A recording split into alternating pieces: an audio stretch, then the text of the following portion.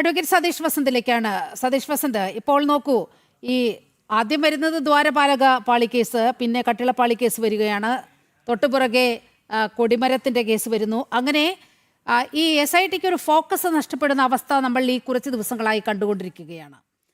മാത്രവുമല്ല, ഈ തെരഞ്ഞെടുപ്പിൻ്റെ സമയത്തൊക്കെ ഈ അന്വേഷണം കാര്യക്ഷമമല്ല, അന്വേഷണം കാര്യമായി നടക്കുന്നില്ല എന്നുള്ള തരത്തിൽ ഹൈക്കോടതിയിൽ നിന്ന് വലിയ വിമർശനമൊക്കെ ഉണ്ടായിരുന്നു. അത് തദ്ദേശ തെരഞ്ഞെടുപ്പുമായി ബന്ധപ്പെട്ട സമയത്താണ്. ഈ ഫോക്കസ് നഷ്ടപ്പെടുമ്പോൾ സ്വാഭാവികമായും ഇതിന് കാലതാമസം വരുമല്ലോ.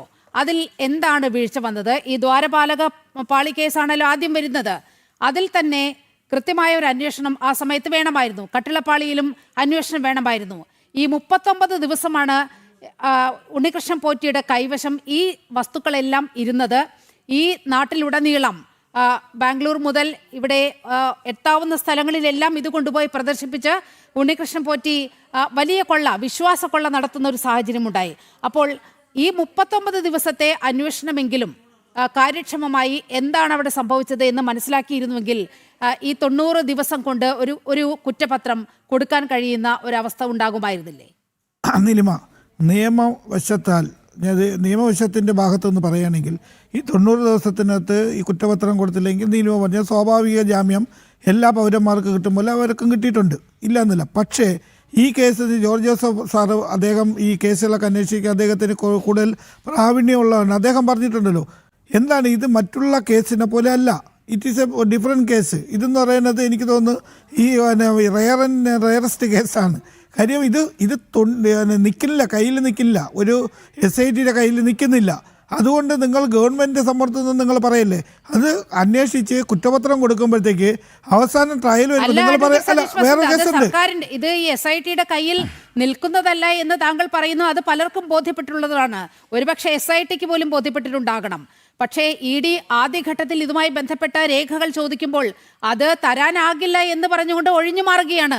പിന്നീട് കോടതിയുടെ ഇടപെടൽ വന്നതിന് ശേഷമാണ് ED ഈ സ്വർണ്ണക്കടത്ത് കേസിലേക്ക് വരുന്നത് തന്നെ. അല്ല നീലിമ, അത് എന്താണ് അങ്ങനെ ഒരു ഒപ്പോസ് കൊടുത്തതെന്ന് വെച്ചാൽ, തെരഞ്ഞെടുപ്പ് വരുന്നുണ്ട്. തെരഞ്ഞെടുപ്പ് വരുമ്പോൾ സ്വാഭാവികമായി ED എല്ലാ സ്ഥലത്തിലും സംസ്ഥാനങ്ങൾ, ഇന്ത്യയിലെ എല്ലാ സംസ്ഥാനങ്ങളിലും എങ്ങനെയാണ് അവർ ഭരണം പിടിച്ചതെന്ന് നമുക്കെല്ലാം അറിയാം.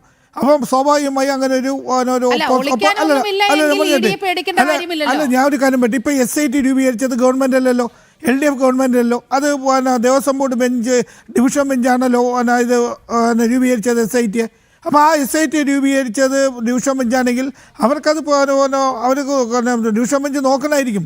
ബഹുമാനപ്പെട്ട ജോർജ് ജോസഫ് പറഞ്ഞാൽ ഇന്നുവരെ ഡിവിഷൻ ബെഞ്ച് SITക്കെതിരെ വേറൊരു പരാമർശം നടത്തില്ല. ഇപ്പം വേറൊരു ജാമ്യ കോടതിയാണ് ജസ്റ്റിസ് ബഹറുദ്ദീന്റെ കോടതി വരുമ്പോൾ മാത്രമാണ് ഒരു ബെഞ്ചാണ് ഈ പ്രതികളുടെ എല്ലാം ജാമ്യം പരിഗണിക്കുന്ന ബെഞ്ച് എന്ന് പറയുമ്പോൾ അതും കോടതി തന്നെയാണ്.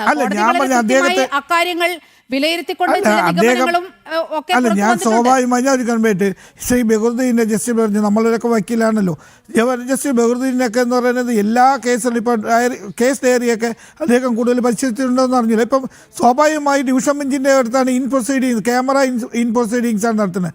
അവിടെ ഈ കറക്റ്റായിട്ട് അവരുള്ള കാര്യങ്ങൾ പറഞ്ഞിട്ടുണ്ടായിരിക്കും. അതുകൊണ്ടല്ലേ അവിടെ വിമർശനം വരാത്തത്. അപ്പം ഇതെന്ന് പറയുന്നത് ഇപ്പോൾ ഒരു ആദ്യം കുറ്റപത്രം ഇപ്പം കൊടുത്താൽ തന്നെ ഒരു സപ്ലിമെൻ്ററി കുറ്റപത്രം നേരത്തെ കൊടുത്ത കുറ്റപത്രത്തിൻ്റെ യഥാർത്ഥ ഇത് വരില്ല നീലിമ.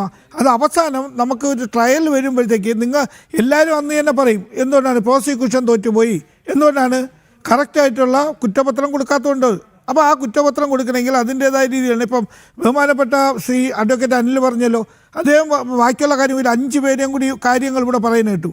അപ്പോൾ അദ്ദേഹം ഞാൻ പറഞ്ഞിട്ട് അവിടെ ഏറ്റവും വലിയ ഒരു ശബരിമലയെ സംബന്ധിച്ച് ഏറ്റവും വലിയ ഫൈനൽ വാക്കെന്ന് പറയുന്നത് അവിടുത്തെ തന്ത്രിയാണ്. ആ തന്ത്രി തന്നെ ഇപ്പോൾ അകത്തായില്ലേ. അപ്പം ഈ തന്ത്രിക്ക് അറിഞ്ഞുകൂടി. ഇതിപ്പം പറയുന്നത് ഇപ്പം തന്നെ നീലം വേറൊരു കേസ് എന്ന് പറയുന്നത്, ഒരു കേസ് അന്വേഷിച്ച് വരുമ്പോൾ വേറെ കേസിൽ വരുന്നത് പഴയ കൊടിമരം മാറ്റിയത് എന്നത്. അന്ന് പ്രയാർ ഗോപാലകൃഷ്ണനായിരുന്നു അതിൻ്റെ പ്രസിഡൻ്റായിരുന്നു. അന്ന് കോൺഗ്രസിൻ്റെ ഈ ബോർഡ് മെമ്പറായിരുന്നു. അപ്പോൾ അന്ന് അതുപോലെ തന്നെ വാജി വാഹനം അത് തന്ത്രിയിലായിരിക്കണം, അത് കോടതിയിലെ അനുമതിയോടുകൂടിയാണ് അത് തന്ത്രി. ഇതൊക്കെ എങ്ങനെയാണെന്ന് അറിഞ്ഞുകൂടാ, അങ്ങനെ ഒരു നിയമങ്ങളുണ്ടോയെന്നൊന്നും അറിഞ്ഞുകൂടാ. അങ്ങനെ എഴുതി ലിഖിതമായ ഒരു ഇതൊക്കെ ഉണ്ടെന്നാണ് പറയുന്നത്. അപ്പോൾ ഇതൊരു ഒരു ഒരു കോന ഒരു കോന ഒരു കുഴഞ്ഞു മറിഞ്ഞ ഒരു കേസാണ്. അപ്പോൾ ഞാൻ നേരത്തെ ജോസഫ് സാർ പറഞ്ഞല്ലേ ഇത് റെയർ ആൻഡ് റേസ്. അപ്പം ആരും SIT ഒരിക്കലും പിടിച്ചിട്ട പ്രതികളെ വെളിയിൽ വിടാൻ ഒരിക്കലും തോന്നില്ല. കാര്യം അത്രയും റിസ്ക് എടുത്തായിരിക്കും ഈ പ്രതികളെയൊക്കെ പിടിച്ചിട്ടുള്ളത്. ബാബു പുറത്തു വന്നില്ലേ? ആയിരിക്കാം. ഞാൻ പറഞ്ഞിട്ട് ഒരു കേസിൽ ഉണ്ണികൃഷ്ണൻ പോറ്റിക്ക് ജാമ്യം കിട്ടി. രണ്ടാമത്തെ കേസ് ഫെബ്രുവരി 2 വരികയാണ്. അതായത് 124 ദിവസം ഫെബ്രുവരി 2 വരുമ്പോൾ അപ്പോൾ 2 ദിവസം കഴിയുമ്പോൾ ഉണ്ണികൃഷ്ണൻ പോറ്റിക്ക് ആ കേസിൽ കൂടി ജാമ്യം കിട്ടുകയാണെങ്കിൽ ഉണ്ണികൃഷ്ണൻ പോറ്റിയും പുറത്തിറങ്ങുകയാണ്. കേസിലെ 1-2 പ്രതികൾ പുറത്തിറങ്ങുന്ന അതീവ ഗുരുതരമായ ഒരു സാഹചര്യമുണ്ട്. 90 ദിവസത്തിനുള്ളിൽ കുറ്റപത്രം സമർപ്പിച്ചില്ലെങ്കിൽ ഈ പ്രതികൾ പുറത്തിറങ്ങും, സ്വാഭാവിക ജാമ്യം ലഭിക്കും എന്ന് അറിയാത്തവരല്ലോ ഈ പോലീസ് ഉദ്യോഗസ്ഥരൊക്കെ. ഒരു കേസ് പറയുന്നത് ഒരു കേസിന്റെ നാൾ വഴി നോക്കുമ്പോൾ അവർ 90 ദിവസത്തിനകത്ത് അദ്ദേഹം ജാമ്യത്തിൽ ഇറങ്ങി എന്ന് പറഞ്ഞുകൊണ്ട് ആ പ്രതി അക്യൂറ്റേറ്റ് ഒന്നുമല്ല, കുറ്റവിമുക്തനൊന്നുമല്ല.